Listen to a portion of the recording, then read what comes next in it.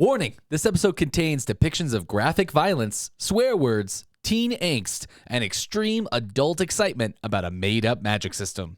Also, there will be spoilers for Chapter 18 through 23 of Eragon, Book 1 of the Inheritance Cycle by Christopher Paolini. Listen at your own risk. Is this a podcast, or is this just fantasy? We're just two nerds and we love our fantasy. So join us if you want to nerd out. Time to start the podcast and see. Anyway, here's the show. Hello, readers. I'm Dane Patterson, the host who wishes my therapist only communicated in the ancient language so I could know exactly what he really thinks about my unhinged sessions every week. I could be wrong, but I don't think you're supposed to be that preoccupied with what your therapist thinks about you. I think it's healthy. He said it was healthy. Oh, I bet he did. And I'm Jacqui Lanier, and is this a podcast or is this just fantasy? The podcast where it turns out everybody's a wizard and it still can't save the town of Yazuac. Oh, poor Yazuac. If you would like to check out our website, there is a link in the show notes that will get you there faster than a grandpa horse. If you can't or just don't want to, we totally understand it. Just ask that you please rate us on Apple Podcasts or wherever you get your podcasts. Bonus points if you can somehow work Garrow into it. Yeah. Rest in peace, Garrow. Yes, and I think I speak for both of us when I say we always want to hear more about Garrow. That guy seemed chill. Cool. Yeah, he seemed relaxed. Really fun. Just like a good-looking, relaxed dude. Yes, and if you, like us, enjoy to internet, you can also visit our website at isthisjustfantasypod.com, where there are photos of our faces, some fun facts about us, some cool merch that we've ordered and you should also order, and then we could all match. You could be twinsies. Dane and I are going to match. He's excited about it. It's definitely not something I've coerced him to do. Oh. Blink twice if you're not okay. That was more than twice. I think that means he's great. Anyway, Dane feels good. I feel good. Yeah, let's go. Let's get Something to for the therapist. recapping. That guy must know all about me. Anyway, on our last episode, we covered a lot of firsts, actually, a lot of world building. So let's take a quick look back at that before we get into this week's chapters. Yeah, let's do it. We cut in to Eragon, the Long Island medium, apparently having a spooky dream about the elves and dragons and boats and hoes and someone yelling on the shore. Best to completely ignore that for the rest of eternity, right, Eragon? Yeah. Cool. Great idea. Roll over. Yeah. Think about it tomorrow. Cool. That's our guy. As Eragon is coming to after being unconscious for 2 whole days, we catch up with what's been happening over at Horst's house, where Garrow's in pretty dicey shape. We meet Horst's wife, Elaine, and Smoke show. Of course, and his sons, Albrecht and Baldur, along with the town healer, Gertrude, the only woman in the story so far who's not hot that we're aware of. It just wasn't described. I think she's my type. And all of Carvajal banded together isn't enough to save Garrow, unfortunately, leading us to the first death of our series. Pour one out for the most confusingly written uncle / father / nice guy / bad guy. I don't know. We'll miss you, Daddy Uncle. Oh, goodbye, Garrow. But hot on the heels of his first emotional breakdown, Eragon decides the only way forward is revenge and brutal murder. Yes. Yes, so he sets out to John Wick the dudes who killed his uncle. And did you like that film school? That's nice. I did it. I like when you make film references. Yes, I learned that from you. I've never seen John Wick. And who happens to be ready to team up on the road but the old town storyteller with a million tricks up his sleeve, Brom. Brom knows that Saphira exists right off the bat, and he knows a ton about dragons in general. I mean, saddle making, am I right? Yes, who else could make a saddle like that? He knows how to sword fight. He knows how to cut a purse and haggle for a horse. He knows that the nefarious uncle killing strangers are called the Yazuac, and that they serve King Galbatorix. He knows how to track them across the mountains and the plains, knows how to cook a kick-ass stew, and knows how to start a fire in a windstorm, and most importantly of all, Dane, he knows how to apologize. That man is in touch with his emotions. I'm into it. Yeah, he knows the real strength lies in being vulnerable. So cue the inspirational music, because as Eragon and Braum follow the Razak's trail to a place called Yazuac, we get a sweet training montage while Braum starts teaching Eragon the art of the sword. We closed the last episode section with a wild storm on the plains and an official head injury count of 1 for Eragon. I don't think that's good for teenagers developing brains. I just think his head trauma has been ignored. It's a problem for sure. But his little brain is bouncing back because he has a lot to absorb in this next set of chapters. It better be on the mend. How are you feeling about where we're headed this episode? I think this, Jax, is time. Yes. Like, I was excited before. I've been excited every week. I was very excited for this week's show because we get magic. And like, I remember, like, truly this book came alive for me as a kid when we get this whole swath of the universe. All the magic rules. I like rules, you know? And I like all the magic rules we get. I like how it functions. I like all the categories. I like categories as well. I like all sorts. I like organization. I like things in their place. This magic system is very much like good for that. That is a lot of excitement. Should we call your doctor? Are you going to be okay? We talked it through. We're good. Okay. I have my inhaler. We're going to be fine. Thank God. I for sure remember getting to this part really for the same reason. I'm not going to lie. Yeah. As a young Harry Potter devotee, I remember being like, oh yeah, here we go. It's magic school time. I like school. I like grades-based achievement. That makes a lot of sense for you. You're doing a good job. Thank you. You're very welcome. On a scale from 1 to 10. No. I don't want to know. Please don't Well, say number. I was actually going to talk about that. We're 4 episodes in, and I just want to thank you. Oh. Thank you, Kevin, in the back. Yes, thank you, Kevin. Especially for listening to us make other Kevin jokes the whole time. Constantly. Keep my name out your mouth. Damn it. It's so embarrassing for us how much funnier our producer is than we are. Yeah, His jokes are perfect, and ours are, we're at a 60% win rate, I'd say. We're trying. But I just want to say I think you're one hell of a co-host friend girl. Oh, and thank you. I And just appreciate that. if the hometown we're both from is anything like Carvajal, we're probably cousins too. Oh, yeah, excuse me. You're a co-host friend girl cousin. I know I started that, but it's gross. It feels gross to hear. Feels wrong. Yes, but kick us off, Dane. Where to this episode? Yeah, we start off in chapter 18, Revelations at Yazuac. We jump into this chapter, and Eragon, yes, that's what I'm calling this odd couple now. I like it. Yeah. This is your lone and few and far between stamp of approval from me. I'm into that name. I like it. Congratulations. I'm like Christopher Paolini right now. Yes. Came up with a good name. You did it. Eragon are still in the open plains being total adventure bros and navigating their way through the wild frontiers that is Algazia. As water runs low, they look forward to reaching the small town of Yazuac, where they can eat hot, tasty food. But once they see Yazuac, Eragon tells Saphira she should find a hiding spot pronto. And Saphira's already over having to hide all the time, but despite her complaints, she does fly off. She's a team player, gotta say. Yeah. I also love we're getting stuff from her. I feel like I didn't realize this before, but we're getting some characterization. I wish we had more. I'm not feeling as if she's as fleshed out, but I'm liking what we're getting. Okay. That's so weird. I feel like I have a really good sense of, like, maybe not a like deep 3-dimensional character. I don't think any characters are like that this early in the book. Right. But I think I have a couple of, touchstones of Saphira's personality already. She's vicious. Yes. She's very, like, proud and haughty, dignified. Like, she's got a really good level of self-confidence I aspire to, but she also just, like, would love to be killing some shit, I think. She's very confident. Yes, I love it. So I feel like I have some stuff from Saphira, but Yeah, I wish I got a little bit more, but it doesn't matter. As Eragon approaches Yazuac, they see smoke from chimneys, but see no people, hear no sounds, and hear no and see no animals. okay. So they're creeped out, but need provisions. They've been walking through the plains.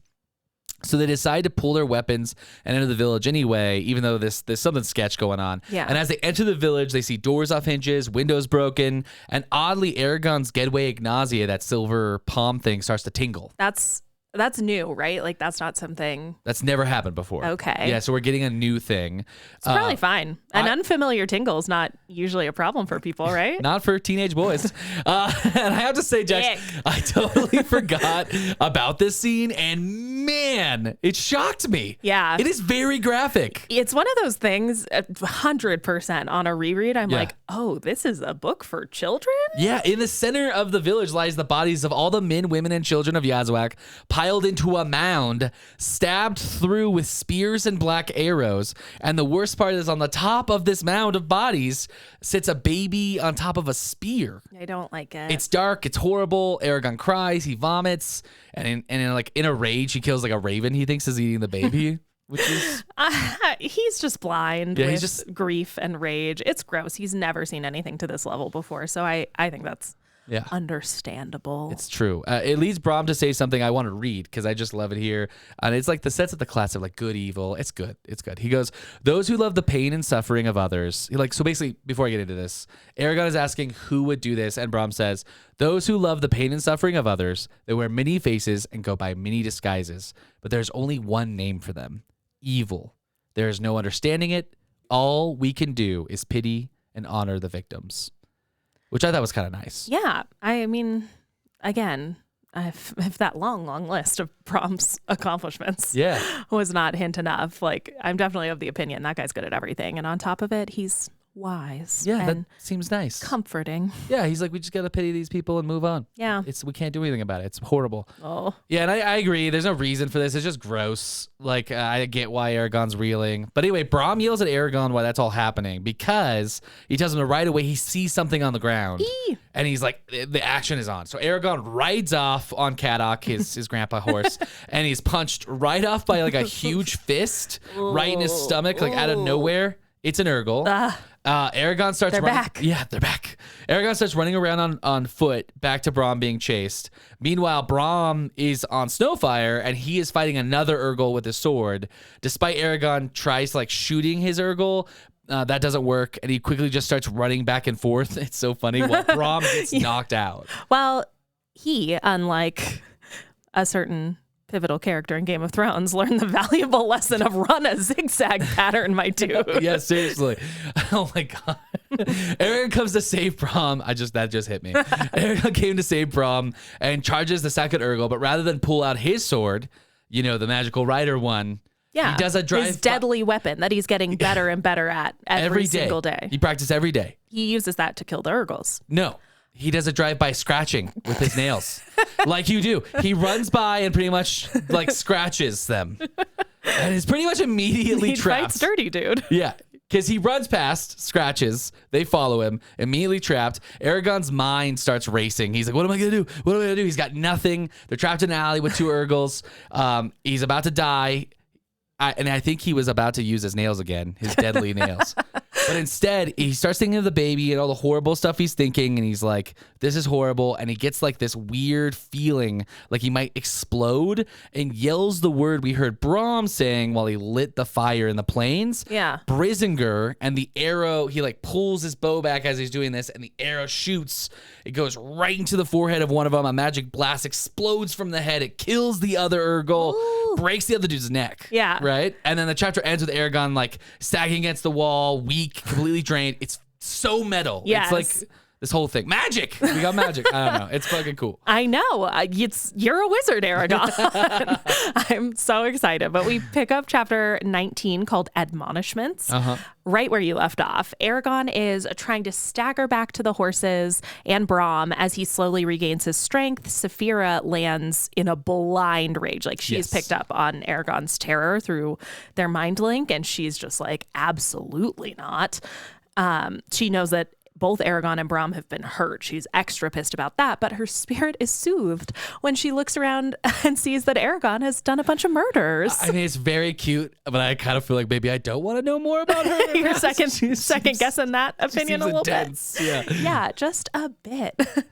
she's a murder machine. She is. She's like a killing machine. It's so great. She is a dragon. Yeah. But this does lead them to give Brom his first ride on Saphira so that they can like GTFO Yazuac as quickly as possible. It's so cute. She like lifts him onto her back like a kitten by the scruff of his neck. Seems like it would hurt, though. Yeah. I hope they have some antibiotic ointment for that. That's a big gouge. But he gets strapped into the saddle that he made to be able to pass out on the ride, not have to worry about it. And as Eragon is riding to meet Brom and Saphira at the camp they've made for that night, he's realizing himself for the first time, like on the horse. He's like, I'm a goddamn wizard. Yeah, he's like, I did magic. Yeah. Yes, you and I are clearly excited about this. Eragon's a little less sure. He needs a lot more info on how more all of this convincing. works. Yes. Yeah, he needs to just understand what he did and how. Yeah. That's fair. He's a little salty that Brom did not tell him shit about this before. And Eragon getting a little spat about it that night after dinner. Brom tries to tell Eragon that what he did to the Urgles could have had huge consequences. Yeah, for he both could of have them. died. Yeah, it could have gotten them all killed because, I mean, Brom's hurt. Eragon's the only one defending them, and he chooses to do something not his fault, Yeah, but not like intentionally, but it could have been dangerous. It could have been bad. yes, I Yeah, think yeah. Brom is just like really trying to impress upon him, like, hey, I didn't tell you this because it could be a problem. Yeah. And Eragon's response is pretty textbook Eragon. He's a teen. He gets defensive and just so teen angst, like telling Brom, I didn't have any other choice. And what exactly did I do? You obviously know. Like, Yeah. he's pissed. And Brom does try to still, after all of this, be a little cagey about it. Yeah. He's like, I'm not going to tell you. You don't need to know. But he eventually concedes, tells Eragon just a couple key tidbits. I know you're going to cover a ton of this later. Yeah, it's my whole deep dive. I know. I'm still going to read a piece of it. Yeah, go for it. Go for it. He says, this magic has rules like the rest of the world. If you break the rules, the penalty is death without exception. Your deeds are limited by your strength, the words you know, and your imagination. Yeah, pretty cool. Yes, and we find out that the like abracadabra of Allocasia magic is actually a whole other language that you use to cast the magic, and you're, I think, gonna pick that baton up and run with it in the deep dive. Yeah, But I think what I'm really getting here and what I'm very excited to see is that Eragon's finally curious about something in a way that Finally. makes him not just ignore it until the next day. For the first time, he's like, Yes. oh, and it's funny because it's like Latin. Yes. Like essentially, he's like, oh, this is great. Yes, he's like, I need to know about this dead language. What he does fail to ask enough questions about is the fact that Brom admits to also being able to use this. Brom is also a wizard. He I admits that, know. and Eragon's like, great, no follow-up question. We need to know who Brom is, Eragon. You have to ask him for Yes, us. we Come on, we need dude. you to help. Yeah. But Brom wraps all of this up by refusing to say how he knows any of this and trying one more time to impress upon Eragon how quickly he can unalive himself by not knowing what he's doing using this magic. It's dangerous. Yes, it's very bad, like very high stakes, highest possible stakes. Which I like. I like high stake magic yeah, because I it think makes a reason for it to be like. magic with a cost, Yes, essentially. exactly. Yeah, you like for people to pay their toll. Yes. You, much Compared like the to bridge what? guy, enjoy for people to pay for what they do. Yes. I like that. I That's like great. justice. Justice. Eek. I am justice. Oh, I'm just no. kidding. I'm just Oh, kidding. no. I don't know why I did that. I can't be here anymore. I know. I'm so sorry to all of our listeners. But as they're falling asleep, I'm glazing right by. Yep. As they're falling asleep for the night, Eragon and Saphira have a little chat in the mind meld about how badass they're both getting. Again, like Saphira, very confident. She's like, fucking look at us, dude. She's like, you're murdering people? I like that. Yes, I'm so into that. And like, I do agree. We're seeing her personality develop more the more she's talking. Yeah. You're not wrong. And I think it's building upon those like couple of cornerstones that we got from her early on. Yeah, we're getting like pillars of her personality, essentially. Yeah, I think that's right. And Eragon gets a little existential too about this. He's wondering like, okay, if we're going to be super powerful, like how are we going to use it? And Saphira's response is, however the fuck we want, my guy. We can do whatever we want now, Yes, man. I love it. That's a solid ending to a chapter for me. She is chill. Like, she's like, we can do anything. Yeah. Anything we You want. see us? Look at us. Look at you. Look at We're me. gorgeous. And she's a very confident lady. I love it. Yeah. That leads us to chapter 20. Magic is the simplest thing. Is it? This It's not. It's not. Your pages of prepared deep dive materials seem to suggest it's maybe a little complex. I have a lot of them. I mean, this chapter is just what I live for. Mm-hmm. I have to say that I distinctly remember this moment in the book. Like I said in the beginning, when I first read this chapter, I mean, I just love this. So in this one chapter, we get a solid introduction to the magic system that'll be with us throughout the rest of this story.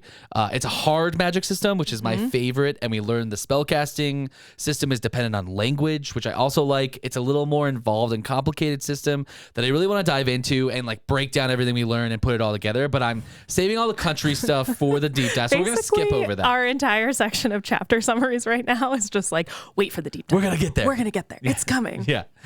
This chapter starts though with Brom basically musing that he's worried about like the large killing force of Urgles. Yeah, because to his knowledge, he's not like really that smart. He doesn't know that many things. Well, no. So take this with a grain of salt if Brom said it. I don't know how much we can trust this, but there's only been a few times in history that the Urgles have been walking around Alagasia and this large of a group, and it's not good. Like, that's not been good in the past. Does seem bad, yeah. I mean, the mountain of bodies with suggests... the baby on top. Yeah, suggests it's probably not great. Probably not great. So, but this is one of Eragon's classic, we'll worry about it later problems. Yeah. Just does not care. It's important to, like, be Zen, Dane, and live in the moment. Live in the now, Brom. Brom quickly realizes Eragon is much more interested in, like, being a wizard, and he's gonna, like, totally spill the beans now. Classic bean farmer pun. See what I did? I do. I saw it. I unfortunately saw it. I'm a lagoon man. Anyway, you love to say lagoon man. Have you met many a lagoon man in your life? If you work in a lagoon farm, please send us an email. I'd be happy to talk to you. I think we should interview a bean. I think the only thing we can do at this point is interview a bean farmer. It's our responsibility. Nay, our pleasure. Anyway, Eragon gets a history of magic class right away. 11-year-old Dane was excited. 34-year-old Dane is excited. He gets a rock from Brom and starts working on his first lesson, which is really just Eragon using the ancient language to raise a rock floating above his palm. I mean, fundamentals. Yeah, very predictably, Eragon. It's important to master the fundamentals. Yeah, you got to start somewhere, but Eragon is like unimpressed by this lesson. And after like first failing and a little bit of whining, he tries again and finds a barrier in his mind that he forces past. And boom, says the word, the rock floats.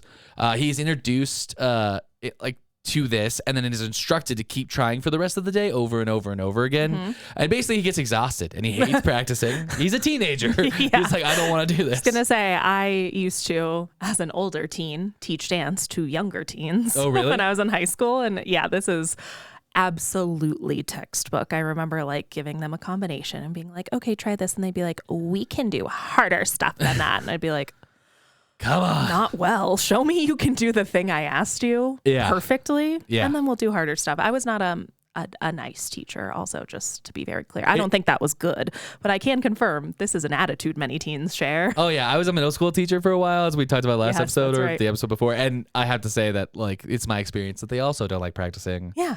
Which makes sense. I can already do it. I'm but to great. be fair, I don't really like practicing things either. Oh, you and I are different in that way. I'm like, how many times can I do it where it doesn't matter before I have to do it for high stakes? Yeah, that's fair. That's fair. I'm better at it. But anyway, the School of Hard Rocks has begun. Oh. Get what I'm doing there? All right, yeah, the chapter ends with 2 more bits. The training montage goes on for what, like, must be a couple, like, days or weeks as they get closer to the city of Darrett, because Eragon starts to, like, be able to both lift and hold the rock. It's not wobbling anymore. He notices he's getting faster. He's getting stronger. He's more talented with the sword.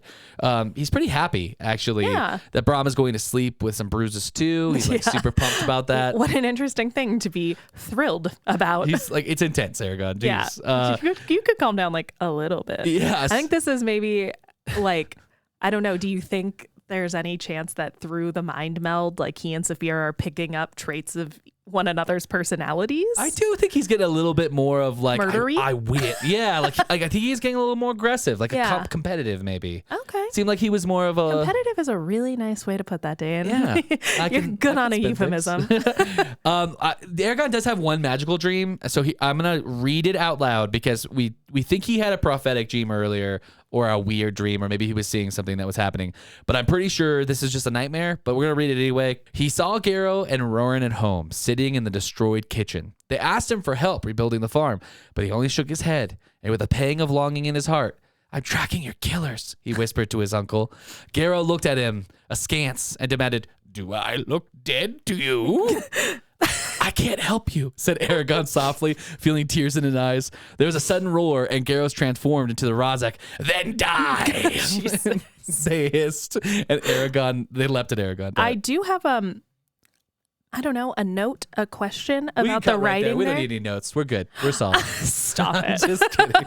I was dead serious. I was like, oh, really? For a reason? Did I mess up? I know. You were like, oh, we're done. Scared. No, I have a question. Garrow, a man who very specifically was written to look haunted, scarecrowish, intense. Stick-like. Yes, bundle of sticks wrapped in dirty rags, I think is almost an exact quote. Yeah. When he asks, "Do I look dead to you?" Is that Christopher Paolini joking? Because, I think yes. I think. Did we misunderstand? Is this a funny dream? And we this is I don't think it's a nightmare. I think it's Eragon just being like, he always did kind of look like shit, I think. Cut to a scene where he just smiles all warmly in his bed. He's like, "I'm funny." Oh, sorry. I missed sometimes I forget about my very perfect Eragon voice. "I'm funny." That's Eragon. Jacqui, that's Jacqui's voice for Eragon in her head. In my head. Yeah. 1,000 billion%. It's mine are Batman. "You're a she." You're a she. Oh no, way too cool. I'm just kidding. It's way too Am cool. I going blind? Love that guy. He's genius. Chapter 21? Yes. Okay. That's me. The start of chapter 21, Darrett, opens with Erebrom riding cautiously into an eerily deserted town on the banks of the Ninor River. Seem familiar? It seems familiar. It should. It's a trap. Oh, no. But before you can freak out and scream Urgle, calm down. It's just all the villagers who were lying in wait to ambush outsiders. No big deal. All right. Totally fine. Casual. Totally chill. Yeah. This whole exchange between Erebrom and the head villager in Darrett, very fitting name for the setting, Trevor. Hilarious. Actually reads very interesting to me. I guess you could see it as inconsequential, but I'm going to talk about it anyway, because everyone is on such high alert, so suspicious. The whole conversation happens with, just to set the scene, whole conversation happens with arrows trained on Eragon and Brom. Nobody ever actually breaks ranks to approach each other to talk. So they're stay just, there. yes, for this whole thing, they're just yelling at each other over a distance. But we need some supplies. yes, but what's kind of weird about it is that it's not necessarily adversarial. They're not fighting. It's not aggressive. Trevor tells Erebrom that they've gone to such lengths to set all these traps because Urgles and, quote, worse fiends have been a huge problem in these remote plains villages. Social distancing and COVID-19 are a serious threat. And they're just social distancing. That's true. That makes sense. Yeah. I think I missed the whole plague plot line maybe in this book, but what we should do is reread it again. Let's start from the beginning, because I'm pretty sure this is Trevor Fauci. That makes perfect sense. But they have had huge problems with raiding Urgles in these villages.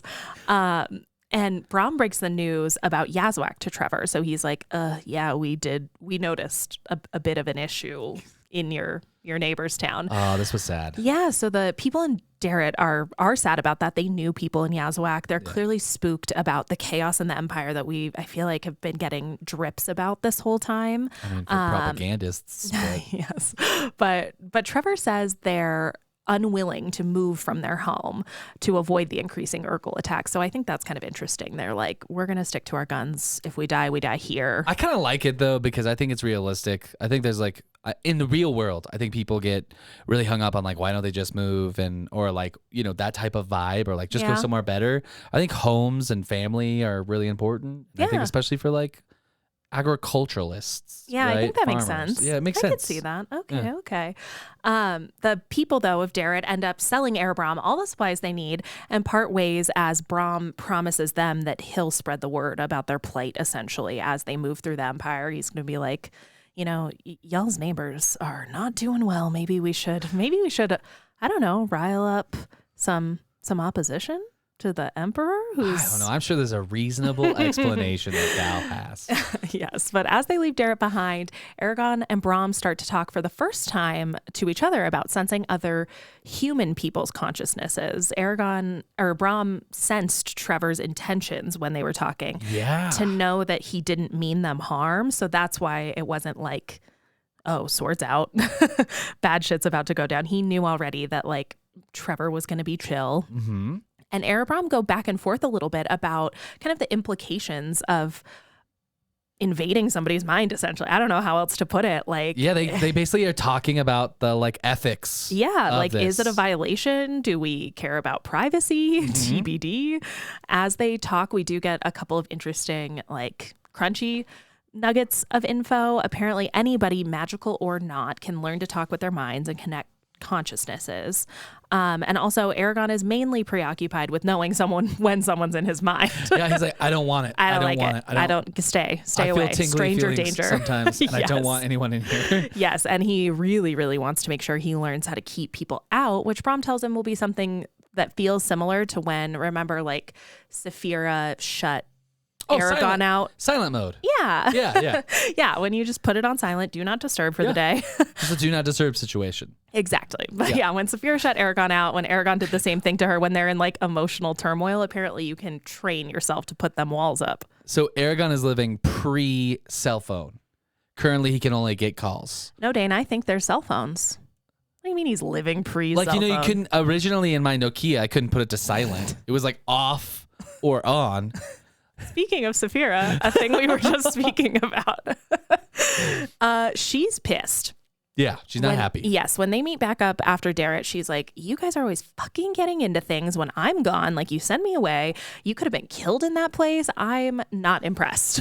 And it makes sense. Yeah, that's a fair criticism. It would be from her. frustrating to always be away when danger happened. Yes, and for them to just be acting like such idiots. Like, oh, we're just going to stroll into this town now that seems, oh no, kind of abandoned. Nothing to see here. I bet it's fine. So, yes, Saphira, please talk some sense into these idiots. And at sword practice that night, Eragon's blows become powerful enough to snap the sticks they've been sparring with. So Brom teaches him to like dull their blades with magic, which is kind of cool. So cool. Yes, and they get to fight with real swords for the first time. So we're still hitting milestones here. I think if we're marking progress based on the classic, like, let's get down to business model. Be a man. Yes, exactly. We're just right around the bridge, that Be part. a man. Yes, we're coming swift as a coursing river, all the force of a great typhoon. Where's it gonna typhoon to next? Chapter 22. Through a dragon's eye. No, Oh, okay. you just like to sing now. I did. I was trying to anyway. I've unleashed a monster. Chapter 22, Through a Dragon's Eye. This chapter starts a little comical as Eragon does not want to fly on Saphira. And I had to say, I feel for the guy. The last time he was on there, it was painful, it was scary, and frankly, against his will. Yeah, and he vomited. Like, Brom, you're magic. Where is the magical Dramamine? I know, he's going to get sick. So I get the hesitation, but His Brom... tum-tum. Yeah, what about his tummy? I get the hesitation, but Brom gets ready, like Saphira ready, and Saphira waits while she's strapped in. She's like all ready. So come on. It's on. time. Yeah. And right off the bat, Eragon notices how much bigger and stronger Saphira has gotten. Yeah. Her wings aren't shaking anymore when she's flying him, as they were the first time she flew him when they tried to run away from the Yazuac. She's just like, she's super into it. Yeah. And Saphira starts doing like barrel loops and he freaks out. Do a barrel roll. Yeah, but do it again. But she's basically like, look, man, if we run into another dragon, that means us harm. I'm going to have to do some stuff. And you're going to have to be okay with it. And pretty quickly, though, he starts to love it. Yeah. I mean, per usual, I think. Recurring pattern already. Saphira is the voice of reason here. She's like, my guy. You just made me think of something either. But per usual, Eragon does kind of adapt. Like, Yeah. so far, he's adapted pretty good. We don't actually shout him out enough. But Kevin is doing good. You're doing good too, Kevin. But you can feel the joy of Saphira in this chapter as she starts to show him her real moves. We're getting more of her. I'm liking it here. Slowly, though, it shows how insane their mind meld really is. They start to fully enter each other's mind.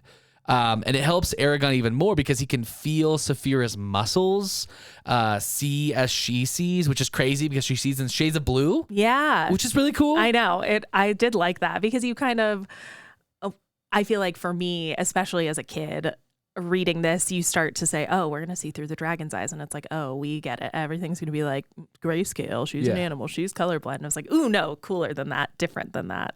Yeah, it's better than that. Yeah. Right? For sure. Yeah, it's I love this switch, and I also love what he does here. There's like a switch in Eragon because he can feel her emotions and her muscles and her confidence.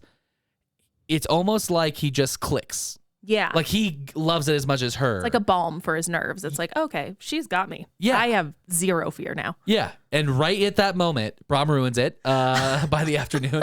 It's funny because Braum tries to contact Eragon with his mind, and it scares Eragon, as we were just talking about. And he fights Braum for a while. Eventually, Braum gets in and scolds him. He's like, don't be an idiot. You know? And I guess it's really hard for Braum. It takes a lot of energy, so he's even more pissed off. He's like, dude, I was trying to contact you. Take your phone off silent. I was pinging you. Back in my day, the Nokias didn't have silence. Anyway, so Braum shows Eragon once they land that the Razak trail has ended. And worse, it looks like the Razak flew away. That's not good. That's really, really, really not good. It gets worse. Braum says he heard that they can move from place to place faster, but this is really like his first proof he's had.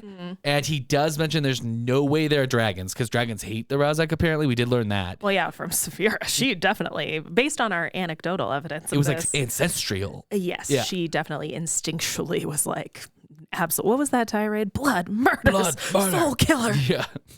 Betrayal. Yes. Something like that. Terrifying. So they also find a flask at this area that has the symbol of the Razak near it. And they I like that they have a calling card. Yeah, they have like a symbol or They something. have a logo? Who do you think did their graphic What do design? you think it is? What do you think the Razak symbol is? I don't know. Something like beak adjacent. Like It's beak adjacent. Oh, like maybe like a beak dripping blood, but on like a jaunty angle. You heard it here first.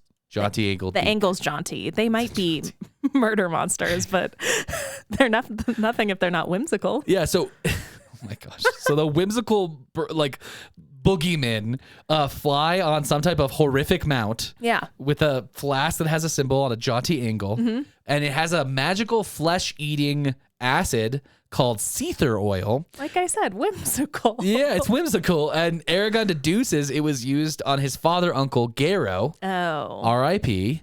He deduces that by touching it. That's less whimsical. Yep. I It's don't love that. pretty sad. Way to make jokes about horrible things. I would never do that. With the tracks ending here, they sit for a while. They think about their next move. And this is when something more magical than everything else in the whole story happens. Are you ready? Yes. Eragon has a great idea. Stop. Yes. No. Full stop. I quit. Even Braum. Impossible. Yeah, even Braum. Like, okay, so basically Braum explains that Seether oil is very rare and it's used for gem work. And when it's not being used for gem work, it's being used for torture. Oh. Yeah. And Eragon. I like just a nice dual-sided instrument. It's like multi-purpose, not just a one-trick pony. No. You can be cutting your diamonds or murdering people. Yeah, you could do one or the other. Yeah, I think many, many jewelers would agree they wish more of their equipment could be used for murder. Of course. That's a thing I think about jewelers. All the time. If you're a jeweler, please send us an email about how you work in murder. So I think jewelers, don't at us. You're lovely people. So basically, Eragon works out that all of that Seether oil has to come from that rare place in bulk somewhere. Okay. And then from there, it's got to be distributed. Okay. So they could technically like find the Razak that way. Okay, follow the money. It's a good idea. Yes, actually, that's a classic plot. I like it. Who knows? Eragon, it might be a forensic accountant. Yes, I was just gonna say maybe he has like a future in the IRS of Alagasia. If he would just come to his senses and join forces with Yabatorix. Yes.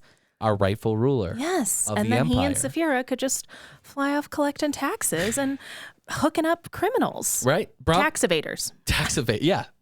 Not regular criminals. The worst kind of criminal. A tax evader. Eragon. Tax evader. Taxman. Taxman. There you go. Eragon's idea, this is pretty genius. Brom sets their new heading towards Tyrm now. Okay. So they're going to switch. And because he thinks it controls most of the shipping in the Empire. So he's like, this is where we'll go. I have an old friend there. Two interesting things to note before we move on to your chapter. Brom says he wishes he thought of his Seath Royal idea years ago.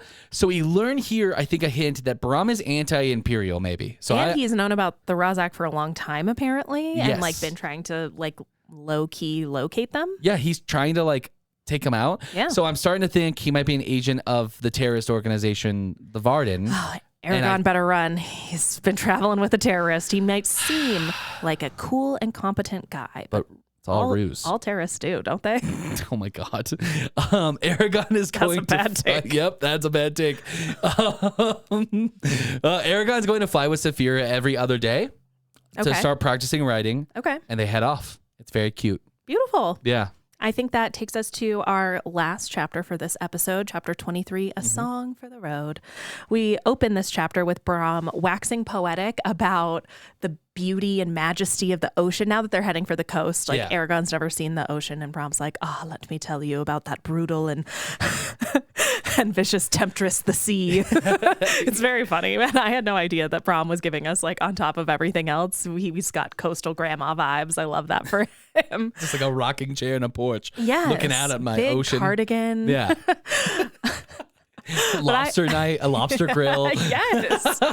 I mean, what's better than somebody with like a seaside cottage full of lace doilies and saltwater taffy? Yazuac hunter Brom. I love it. Yeah. I love it. Nothing better. He even sings an elven song about the ocean that refers to it, as a liquid temptress. Love that journey for him. Incredible. Yes, as they're following the foothills of the Spine to pass into Tyrm, Eragon adds more classes to his schedule. We have Intro to the Ancient Language, Dragon Husbandry 102 now, Hunting with Rocks 101, and Blade Mastery 201.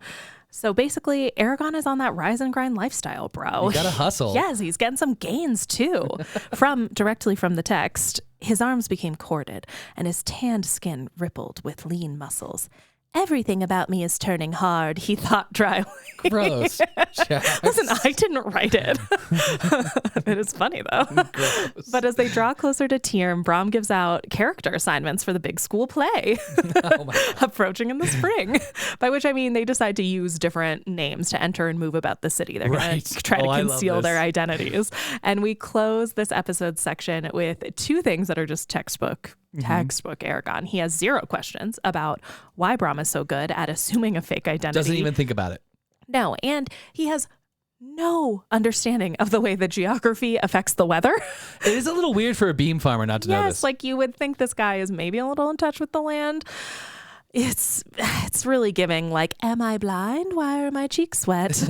Because yes, he's supposed to be a farmer, very attuned to like the turnings of the seasons. Yeah. And once they're descending out of the mountains, he asks Brom, why is everything green? Don't they have winter here?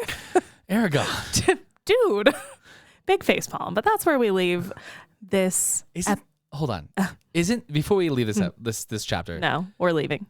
Just kidding. Don't farmers like know about spring? Isn't that a big deal for them? Yes. Well, I guess he's just like, so they're coming down the like far side of the mountains into like the coastal valley. So it's still winter. Winter adjacent. Like in Carvajal, it wouldn't yet be. It's still be snow on the ground type of thing. Yeah, maybe. I don't know. Tell me about the. I was just the going to say, farming you ways. really lost me. No, just not even farming, about weather. I'm like, I don't know. I live in San Diego. Yeah, sometimes it's warm and then other times it's warmer. Oh my God. And this year it rained. Okay. Surprise. Well, let's get to the But analysis. yeah, anyway, All right. Eragon sees all the greenery in a season that should be cold for him. Like Okay. it's not the weather that he's not picking up on. It's like just basic geography. Like, Yeah. this is a different place, so maybe their seasons are different. Like, why is it all green? Why is it green? Don't they have winter? You just gotta say it right. Why is it green, Brom? No, that's only you. He talks like a sweet baby in my head. So what do we got for analysis this week, then? It's time for analysis.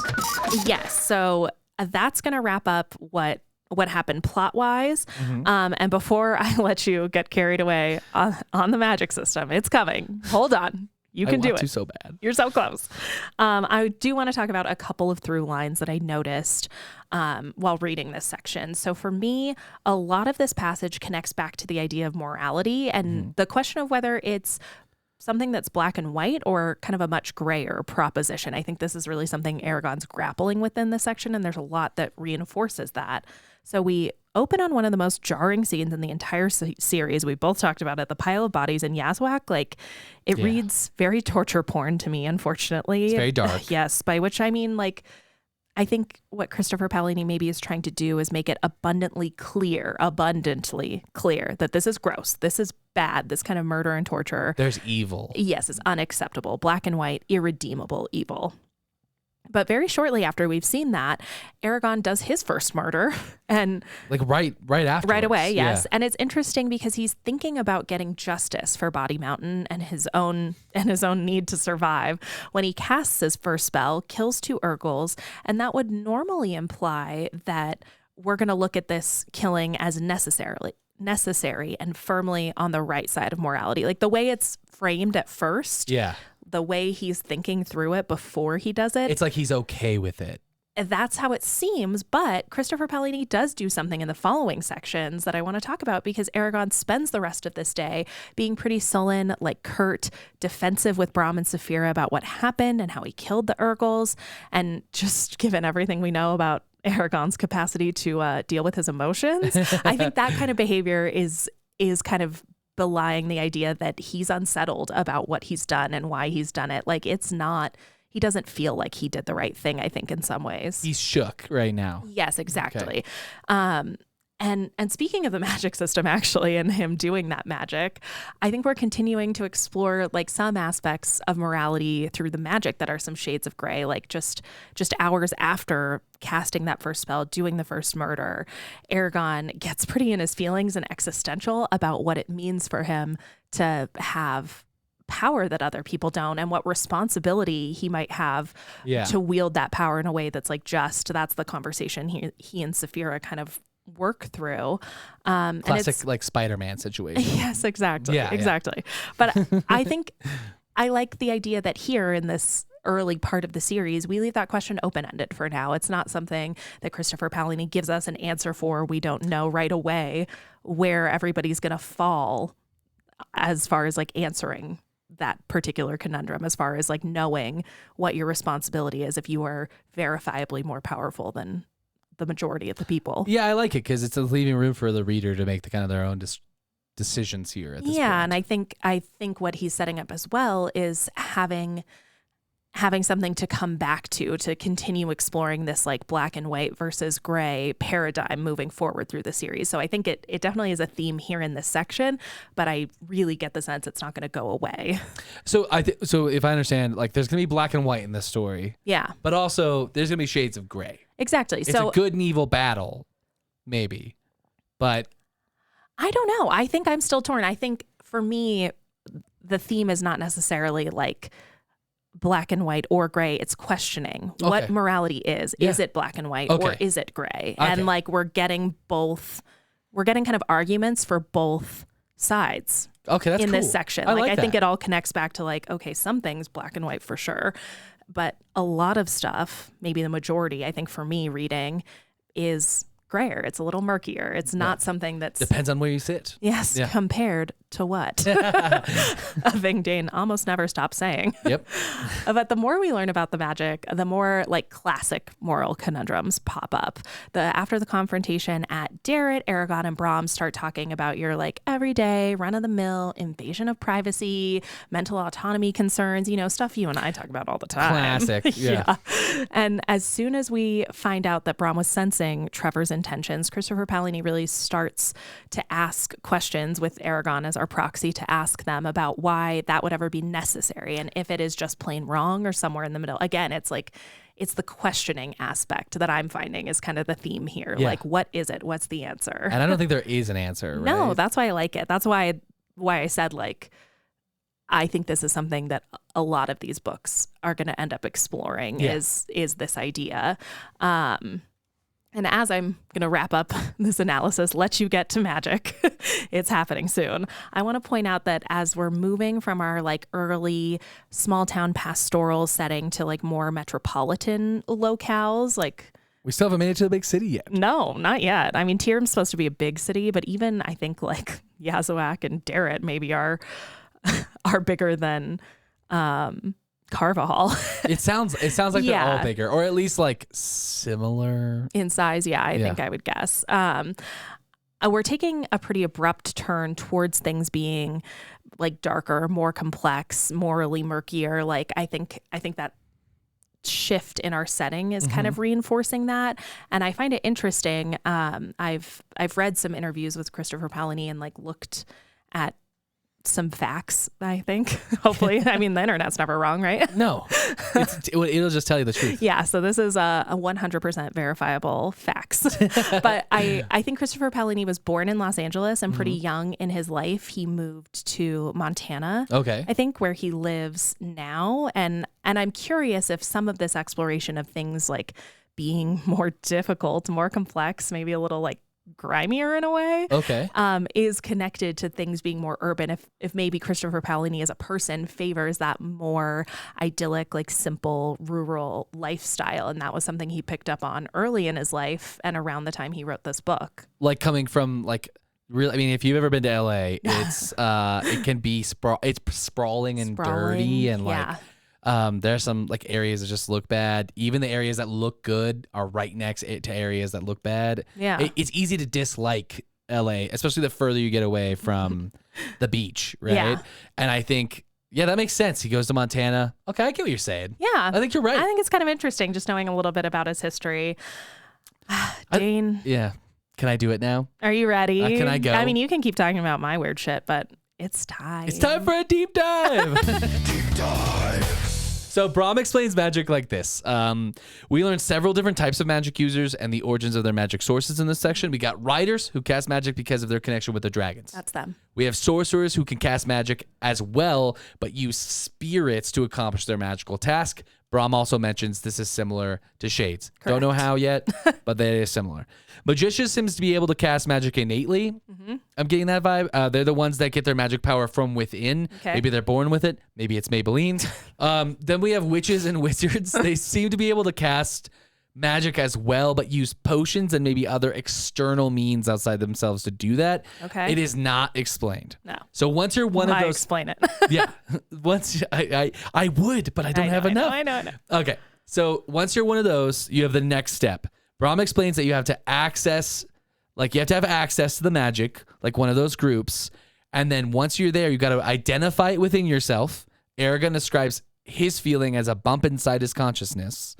Then you have to have the ability to open that part, push past it like Eragon did in this section of chapters. And then once you've both identified and pushed past it, you need to like hold that power within yourself, Okay. and then manipulate the power to suit your intentions by using the ancient language. Easy. The all doesn't sound complicated at all. No. So the ancient language, Brahm explains that all different magic users we have discussed use the ancient language to make their magic manifest once you've done what we just talked about. Without it, you can't touch magic. Okay, so you're just like sitting with it in your head. Yeah. Essentially. Okay. So first, we learn that all spellcasters are limited by the knowledge of the ancient language. The more you know, the more you can do. Okay. Okay. And I so- love a good vocabulary proficiency based magic system. Isn't it funny? It's written by a writer. He's like, Yes. you got to know good vocab. Yeah. Yeah. If your words aren't right, you're fucked. Well, so it's funny. I was dyslexic when I was learning this, so there was a little bit of like, words are power. There's a little bit of like, I'm doing it. That's you so know? nice. Yeah. So to give an example, the ancient language is kind of like computer code. Once you have a computer, the ability to cast magic and access to it, then you need to know the computer code to tell it what to do. The ancient language. Yeah. So like we have that's the first step. Makes sense. That's step one. I'm with you. Okay. Then we have the cost of magic. So Brahm explains all the cost of magic here, and there are a lot of rules. Okay. So we're just going to go briefly over I'm going to try. Brief? Well, I'll try. Great. Okay, so once you have all of those requirements, the ability, the skill, the knowledge of the ancient language, all of that, Brahm puts this rule simply. It's the first one to learn. If you try something too big, you'll die. So you've talked about this. Yes, that's a problem. Yep, your personal limit on magic. We learn a little bit more, and if you go past that limit, you die. Okay. End of story. So you need to know your limits because accidents happen often in this magic system. People die. Okay. So Brahm says that the amount you can do is based on your physical strength and your body's energy, which I kind of take to be like, I don't know, the calories. Is this a calorie-based magic system? It's fantasy, Dane. I don't think you need to be thinking about calories in, calories out. Yeah.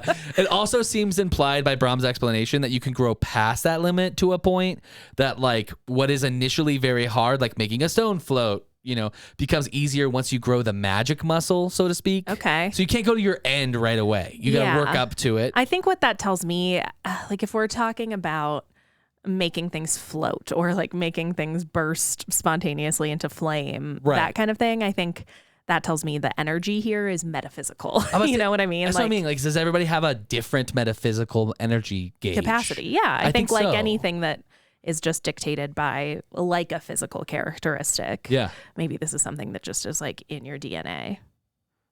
Yeah. Or maybe it's Maybelline. Distance is a key in this, which makes a lot of intuitive sense to me. So like magic costs more the further away you try to cast it. So you try to lift a stone on your palm, no problem. Try to lift a stone 5 feet away, really tough. Try to lift a stone a mile away, you're probably going to die. Yeah, you're going to die. So Brahm warns Eragon, and I think it's hilarious that he tells him this. He's like, okay, I know you're going to try this, so let me tell you. Wizards, sorcerers, and writers in history have all tried to bring people back from the dead. If you do that, you will die.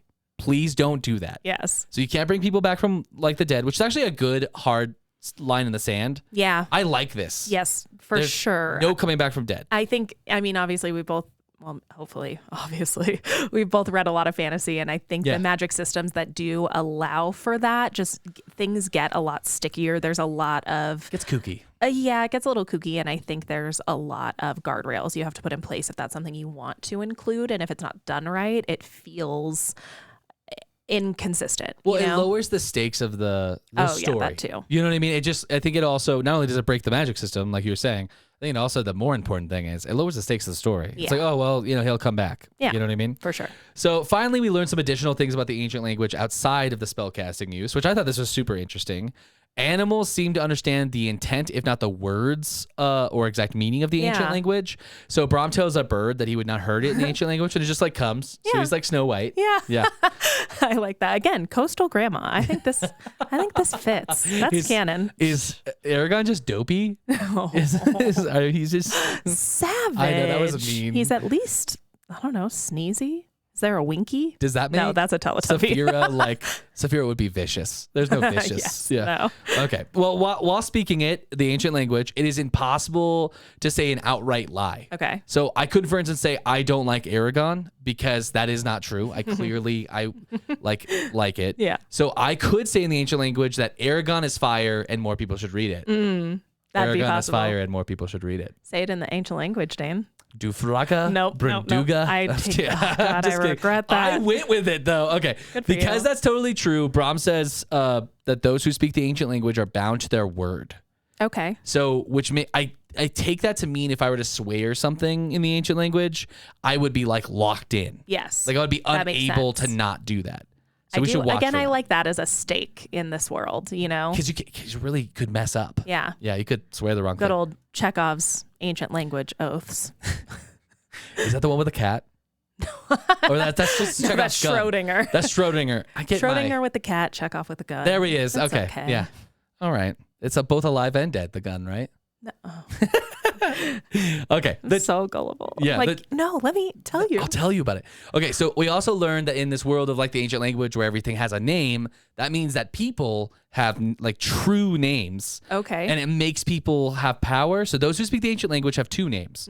They have one for everyday use, and then the one that is their true name in the ancient language, which is a name you only share with people you trust. Okay. So it's super personal because a true name tells them exactly who you are. Gotcha. It's like having your public-facing Insta and a Finstagram for the real ones, where you post all your reprehensible shit. Exactly. Love it. Or like someone has gotten all of the notes your therapist has been taking for the last 10 years, and they just like, what it says instantly. Yeah. Right? So it's very dangerous. It's very personal. I guess like knowing yourself completely, also like flaws and all, without any delusions or sympathy, or like it just changes you.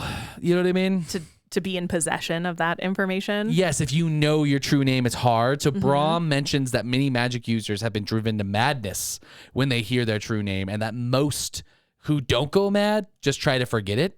But That's crazy. Yeah, he did mention that if you survive the experience, knowing your true name, and thus knowing yourself absolutely, it gives you great power over yourself. Like you actually get powerful from that if you can live through that experience. That makes sense. And again, I like that not only is this like a cost-based system, but it's benefit-based too. Like if you pay the price, if you strive and you risk, your sanity to learn your true name, like you're going to be up there. Yeah, this was written by an American. If you try hard enough and you work hard enough, you too can learn your true name. Anything. You can do anything. Anything is possible. It's America. We also learned, I thought was interesting, that like elves learn and speak the ancient language. Like that's their language. They also instinctively know their true names. So like, I wonder if do they get more powerful then? I guess that's interesting. I wonder, I'm interested to see if that has any bearing if we do meet some elves, and I have got to assume at some point. Right? We're going to meet an elf, but I wonder if that's going to have any bearing on their personalities, the way they interact with the world, to be that self-assured, that much in possession of who they are and why. Can you imagine meeting an entire race of people that were all like self-actualized and love themselves? No, I would feel very threatened by that. Like, that is definitely not how I feel. Couldn't be me. Yeah. And an interesting aside, Eragon's first question about magic is the name of the ancient language itself. And Brahm explains that no one knows it, and that if anyone were to know it, that would be a person with a great amount of strength and at their disposal. Yeah. As the name of the magic language itself would be incredibly powerful. Yeah. Good question, Eragon. He did it. It's a good one. Whew. Did you do it? I did it. Is it done? I love that you were like, did we do it? Yeah, we did it. Okay. I do feel like I have a really cohesive understanding of what that means now, for sure. Yes. And I really like to think about, what the implications are of having a magic system and how just the rules are going to dictate a lot of the way it functions in this world. Yeah. It's something that, like, I don't know, in a kid's book especially, or like in a lot of fantasy that I read, sometimes it's very fun, it's very fast paced, and maybe I don't spend a lot of time thinking about those broader implications. Yeah. So I definitely think it's helpful. Dane, well, you can start made it. Yeah, thank you. I think you can start imagining what you would do or what things are possible. It gives you a framework for you to like put your own spin on what is like going to happen in the story. I think there's a little bit of predictability that it provides. Yes, and I think we can think about it in a really real world tie-in to the societies that we live in, like in the same way that I think a lot of times you can look at a religion and look at the values of it, and it will tell you a lot about the culture of the people who practice that religion. I think that's what's interesting to me about this, is thinking of like, okay, well, if the system has this like energetic cost, or if it's based on this like not very well known language, like what is that going to mean about the way that magic functions in this world? Because we understand that magic users are rare, and like all of those things combined, I feel like maybe we can make some inferences about what that's going to mean, or how it shapes the culture. Exactly. I love that. Yeah, me too. But you know what people don't love? People who hate. And now it's time for What Are the Haters Saying? Yes. All right. Actually, you should do your research, Have you even read a book? How you pronounce it. What are the haters saying? There's an index in the back, right? This is overly derivative. Copycat. That is a transition. You did it. That's gold. That's pretty good. Yeah. I'm impressed. No notes. I love that we keep patting ourselves on the back today. We're just like, we are doing so good. Look at us. Look at this. We get 4 podcasts in and we're just like, we're experts. I feel like, yeah, now that I'm thinking about it, that's going to be insufferable to listen to. we apologize ahead of time. For what are the haters saying? I just want to point out that the magic system is a strong suit of the books. There are a lot of things that the haters criticize all over the internet about Eragon and this series of books. And the magic system is not one of them that is often brought up. Yeah. I think later on in this series, there are a few complaints about some of the things we learn about the magic system, but they're not currently in the story. And I think this is solid for what we know right now. For this series, I think it's a bright spot. So good job, Chris. Yes. So for the people that dislike this series, I mean, if you dislike the series and you're still listening, why?